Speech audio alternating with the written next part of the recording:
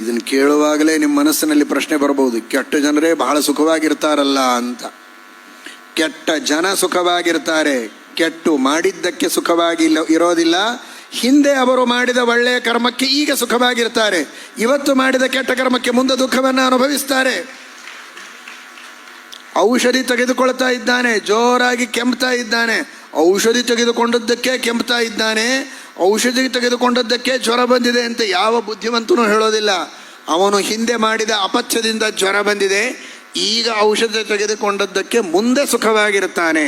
ಹಾಗೆ ಹಿಂದೆ ಮಾಡಿದ ಪಾಪಕ್ಕೆ ಇವತ್ತು ದುಃಖ ಅನುಭವಿಸ್ತಾ ಇದ್ದೇವೆ. ಧರ್ಮ ಮಾಡ್ತಾ ಇದ್ದರೂ ಕೂಡ ಇವತ್ತು ಮಾಡುವ ಧರ್ಮ ಔಷಧಿಯಂತೆ, ಇವತ್ತು ಮಾಡಿದ ಧರ್ಮದಿಂದ ಮತ್ತೆ ನಾಳೆ ನಾವು ಸುಖವಾಗಿರುತ್ತೇವೆ ಎನ್ನುವ ಎಚ್ಚರ ನಮಗಿರಬೇಕು ಎನ್ನುವ ತತ್ವವನ್ನು ನಮಗೆ ತಿಳಿಸಿಕೊಟ್ಟ ಮಹಾನುಭಾವರು ವ್ಯಾಸರಾಜ ಶ್ರೀಮಚ್ಚರಣರು, ಶ್ರೀಮಠ್ ಟೀಕಾಕೃತ್ಪಾದರು, ಶ್ರೀಮದಾನಂದ